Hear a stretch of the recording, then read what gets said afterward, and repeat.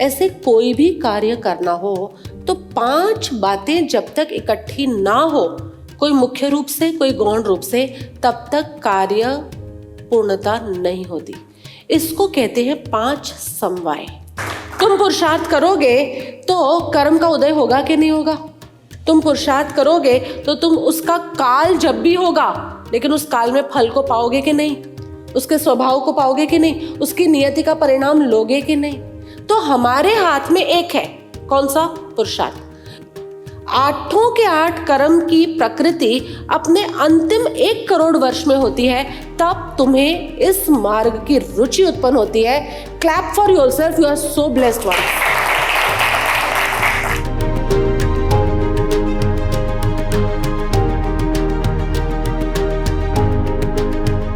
कोई भी कार्य जब होता है तो उसमें 5 समवाय इकट्ठे होते हैं, 5 इंग्रेडिएंट्स। तुम्हें कुछ भी बनाना है, तुम्हें एक मैगी भी बनानी है तो कुछ इंग्रेडिएंट्स इकट्ठे होंगे तब मैगी बनती है ना। ऐसे कोई भी कार्य करना हो तो 5 बातें जब तक इकट्ठी ना हो, कोई मुख्य रूप से कोई गौण रूप से, तब तक कार्य पूर्णता नहीं होती। इसको कहते हैं 5 समवाय। समवाय का अर्थ होता है समन्वय। समन्वय 5 चीजों का समन्वय यानी मिक्सचर होता है, कॉम्बिनेशन होता है, तब जाके कोई एक घटना घटती है। वॉट एवर घटना आपके घर में, आपके दिन में कोई भी घटना घट रही है। आजकल ये कोरोना वायरस भी आया है ना, तो इसके आने में भी 5 समवाय कारण जरूर होंगे। 5 समवाय। ये 5 समवाय कौन से हैं? पहला काल, दूसरा स्वभाव, तीसरा नियति, चौथा कर्म और 5वां पुरुषार्थ। काल यानी हर चीज का कोई ना कोई काल होता है। आप दूध के अंदर थोड़ा सा दही का भाग मिला के जामुन डाल के रख दें तो उसको दही बनने में कुछ काल लगता है, कोई काल अवधि लगती है। यस, वो काल आवश्यक है।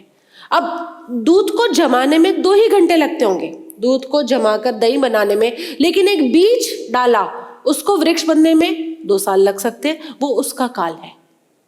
हर कर्म के, हर संयोग के आने का कोई ना कोई काल होता है। Everything takes time. तुमने जो कुछ भी सीड्स डाले हैं उसको रीप आउट होने में, उसको फल देने में काल अवधि लगती है। वो पहला समवाय है। ये समझ में आता है? सो पहला है काल, दूसरा स्वभाव। कार्य होने में जो उसकी मूल प्रकृति है वो अवश्य होनी चाहिए।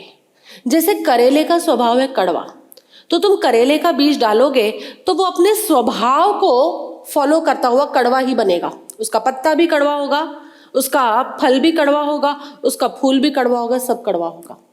नींबू का पौधा डालोगे तो नींबू का जो फल आएगा वो अपने स्वभाव का ही अनुसरण करेगा। तो कोई भी घटना घटती है वो अपने स्वभाव की मर्यादा से बाहर कभी नहीं घटती। यानी तुमने बीज तो डाला करेले का और निकल आई आम, ऐसा कभी नहीं होता। घटना घट रही है वो अपने स्वभाव से घट रही है। जैसे मछली पैदा होते ही पानी में तैरना जानती है और हमें तैरने के लिए कितने कोचिंग क्लासेस लेने पड़ते हैं। वो जो पक्षी होते हैं पैदा होते ही आकाश में उड़ना जानते, हमें उड़ने के लिए कितने साधन लगाने पड़ते। उड़ना चाहते हैं हम भी, उड़कर अमेरिका पहुंच जाना चाहते हैं, लेकिन कितने विक्षेप हैं बताओ। मैंने तो शॉट भी ले लिया कि बस I am ready to come to USA, इतने में यूएसए वालों ने इंडिया को रेड जोन डिक्लेयर कर दिया। अब मैं क्या करूं? पक्षी होती तो अभी उड़ के आ जाती, तुम्हारे वहां जाकर टेक्सास में बैठी होती है कहीं ना कहीं हेतल प्रभु के घर पर, लेकिन अब पक्षी नहीं है ना, क्या करें हम। स्वाभाविक है, वो पक्षी को उड़ना आए वो स्वाभाविक है, मुझे उड़ना ना आए ये भी स्वाभाविक है, isn't it? जानवरों के बच्चे पैदा होते हैं ना तभी से बोलना और चलना सीख जाते हैं।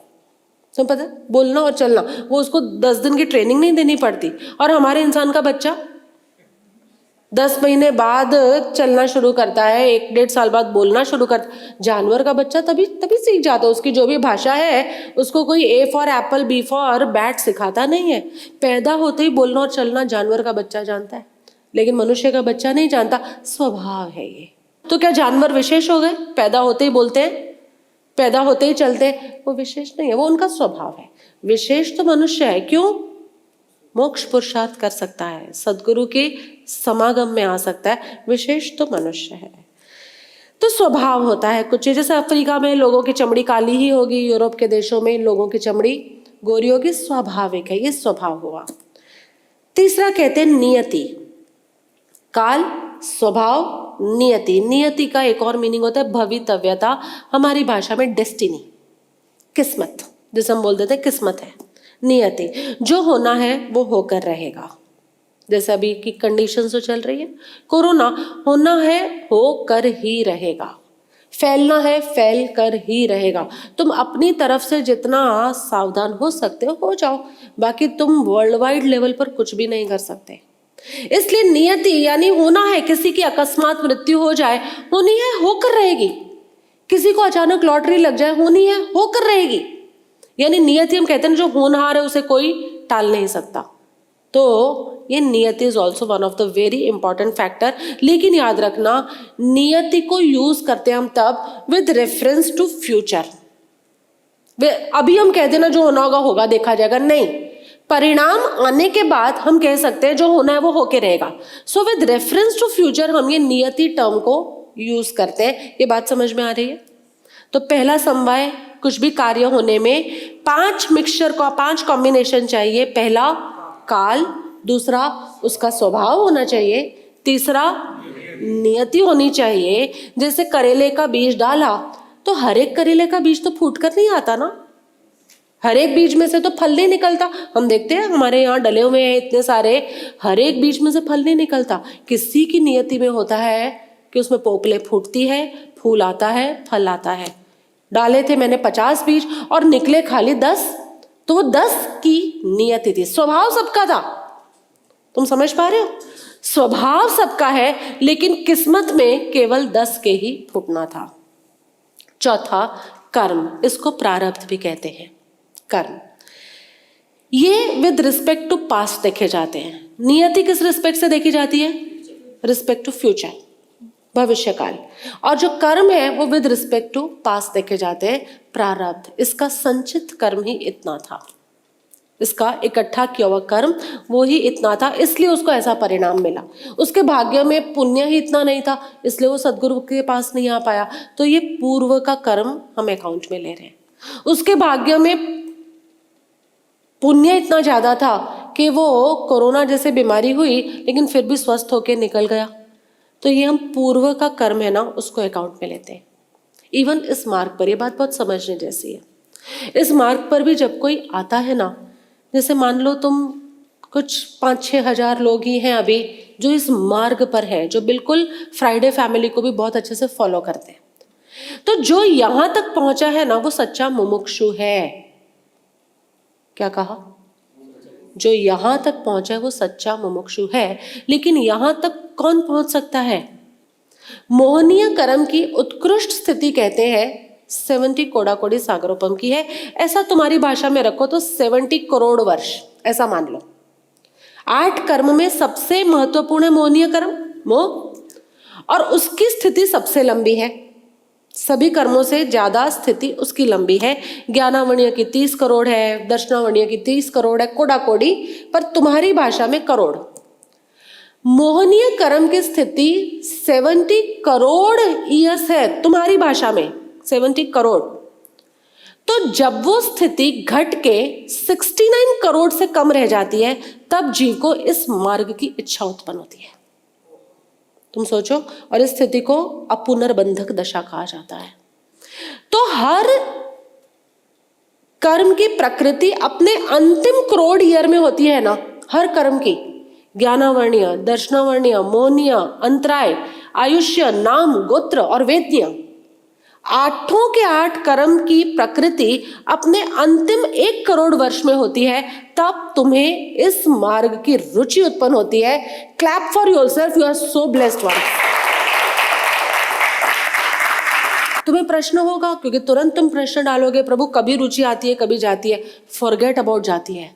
तुम्हें एक बार भी रुचि हुई ना और तुम फ्राइडे फैमिली के सत्संगों तक पहुंच गए ना, means this is the real मुमुक्षु वर्क। कर्म के अकॉर्डिंगली हम कहते हैं कोई जीव यदि रुचि ही नहीं आ रही उसको, तो हम क्या कहेंगे? इसका मोहनीय कर्म अभी 69 करोड़ वर्षों की योग्यता वाला है, यानी 69 करोड़ वर्ष का परिभ्रमण तो इसका बाकी है, और वो परिभ्रमण करते हुए वो नया कितना बांधेगा, यू कैन नॉट कैलकुलेट। और प्रभु मैं तो करोड़ कह रही हूं, ये कोड़ा कोड़ी सागरोपम है, यानी करोड़ इंटू करोड़, और उसमें भी सागरोपम का unit I am not explaining right now, can you understand the magnitude. 70 crore into 70 crore में से जो लास्ट कोड़ा कोड़ी के अंदर आ चुका है, उस जीव को आत्म कल्याण की इच्छा होती है, और जो नहीं आए उनके प्रति द्वेष मत रखना, समझ जाना कि इनके कर्मों का विपाक, इनकी स्थिति अभी 69 करोड़ वर्षों वाली यानी कोड़ा कोड़ी सागरोपम वाली है, इसीलिए उन्हें अभी इस मार्ग पे रस नहीं आ रहा। उनके प्रति करुणा का भाव रखना, कंपैशन का भाव रखना, हेट्रेड का भाव नहीं रखना। किसी को देख के तुम्हें लगे प्रभु इतना सुनते हैं फिर भी नहीं बदलते, कोई बात नहीं, उन्हें सुनने में भी रस है ना, सदगुरु को देखने में भी रस है ना, सदगुरु के आसपास रहने में भी रस है ना, मतलब अपुनर्बंधक हुआ है, अपुनर्बंधक।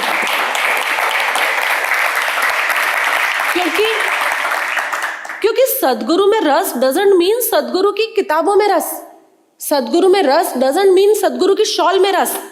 सदगुरु में रस इसका मतलब ही है कि उसके अंदर से कुछ ऐसा गुरुत्वाकर्षण तुम रिसीव कर पा रहे हो जो तुम उन्हें देखते रहना चाहते हो, सुनते रहना चाहते हो, पर ठीक है अभी चल नहीं पाते, कोई बात नहीं। कहा ना इस मार्ग के केंद्र में कौन है, सदगुरु। इसलिए खाली तुम्हें एक सदगुरु से भी प्रेम है, उसके प्रति भी आकर्षण है, तो समझना कि तुम्हारा ये मार्ग अपुनर्बंधक की कोटि में आ चुका है। तो काल, स्वभाव, नियति, कर्म, तुम सबके कर्म क्या माने जाएं, लास्ट कोड़ा कोड़ी सागरोपम में लास्ट करोड़, यानी ज्ञानावर्णीय कर्म तुम्हारा 30 करोड़ सागरोपम से हटकर 29 के बाद वाली स्थिति में, यानी अंतिम कोड़ा कोड़ी में आप लोग सब आ चुके हो। अगर आपको रुचि है, और रुचि क्या, आपको तो मुझे देखना ही अच्छा लगता है, आप बोलोगे रुचि का क्या करेंगे, वो तो टफ कर रहे हो आप साधना, तो ठीक है कोई बात है, स्टिल यू आर इनटू अपुनर्बंधक दशा। एंड फिफ्थ इज पुरुषार्थ। पहला क्या था, काल, दूसरा स्वभाव, तीसरा नियति, चौथा कर्म, और पांचवा पुरुषार्थ। करेले का भी बीज डाला है तो उसके भी हर करेले के कर्म में ना कुछ अलग योग्यता होगी। तुम देखो कोई बड़ा निकलेगा बाहर, कोई छोटा निकलेगा, किसी के अंदर बहुत सारे बीज होंगे, कोई अंदर से बिल्कुल खाली होगा, किसी को कीड़ा खा जाएगा, कितनी चीजें होती है, कोई स्वादिष्ट होगा, कड़वा भी स्वादिष्ट लगेगा तुम्हारा। तो तुमने बीज भले करेले का डाला, लेकिन उस करेले के बीज के भी अपने कर्मों का संगठन है, उस कारण से वो जो उदय में आएगा that is not in your control, isn't it. हमारे कंट्रोल में क्या है, पुरुषार्थ, पांचवा समवाय, एफर्ट्स। वर्तमान में संपूर्ण रूप से प्रयास करना, हमारे हाथ में बस यही है। जब करेले का बीज डाल दिया, अब हमारे हाथ में क्या है, संपूर्ण रूप से प्रयास करना, इजंट इट। टाइम से उसमें पानी डालना, टाइम से खाद डालना, उसे धूप देना, ज्यादा धूप आ रही है तो उसे ढक देना, कटिंग करना, ये सब कुछ काटना छाटना, ये हमारा पुरुषार्थ है बस।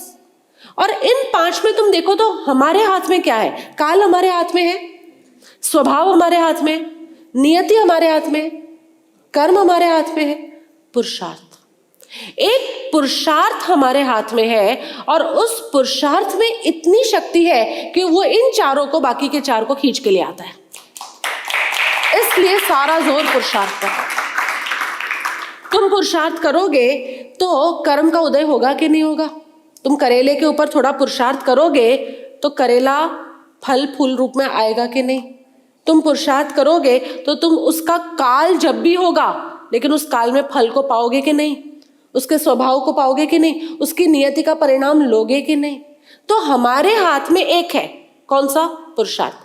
लेकिन वो पुरुषार्थ बाकी के 4 को खींच लाने में, पकड़ रखने में, या तो वो खींच लाएगा या पकड़ के रखेगा, ये दोनों पुरुषार्थ के हाथ में। और पुरुषार्थ में भी क्या करना है, तो मैंने अपनी डायरी में इतना ही लिखा, right action, right intention and right reaction. 3 चीजें। पहला, सही क्रिया, सही कर्म करना है। दूसरा, सही इंटेंशन, सही भावों से करना है। और तीसरा सही रिएक्शन। जो कुछ भी आता है, अब तुम्हारी जो प्रतिक्रिया है वो भी राइट होनी चाहिए। प्रतिक्रिया राइट होनी चाहिए का मतलब क्या है कि तुम्हारे राग और द्वेष मंद होने चाहिए। कृपाणु देव का पढ़ रहे हैं हम, तो राग और द्वेष हमारे मंद होने चाहिए। अब इन 5 में से तुम्हें जो फैक्टर लगाना है ना, फैक्टर लगाओ, क्योंकि पांचों समवाय अधिक या कम मात्रा में इन्फ्लुएंस तो कर ही रहे हैं। तो कोई तुम्हारे घर में किसी का वस्त्र परिवर्तन हो जाता है बिकॉज ऑफ कोविड, तो तुम्हें क्या लगाना चाहिए? कौन सा समवाय कि जिससे तुम्हारे राग और द्वेष मंद हो? ध्यान से समझो, ये प्रैक्टिकल एस्पेक्ट नाउ। जिससे तुम्हारे राग और द्वेष कम हो, तुम्हें क्या कहना चाहिए? कोई कोविड के कारण आज मेरे ही father, although we took lot of efforts, लेकिन फिर भी ही पास्ड अवे। तो अब मेरे राग और द्वेष कम हो, क्योंकि कभी कभी मुझे उन डॉक्टर्स पर गुस्सा आ जाता है, तो मेरे राग और द्वेष कम हो तो उसके लिए मुझे कौन सा इसमें फैक्टर लगाना चाहिए? नियति। नियति 5 चीजें इन्फ्लुएंस कर रही है, पर मेरे राग द्वेष, देखो यही तो सदगुरु की वैल्यू है कि वो हमें बताते हैं कि इक्वेशन में क्या भरना है कि फाइनल आंसर ये आना चाहिए। तुम्हारा आंसर राग द्वेष की मंदता आना चाहिए। अब मैं अगर पुरुषार्थ के ऊपर डालूंगी कि पुरुषार्थ डॉक्टरों ने कम किया या हमने कम किया या घर के लोगों ने कम किया, तो मेरे राग और द्वेष होंगे कि नहीं होंगे?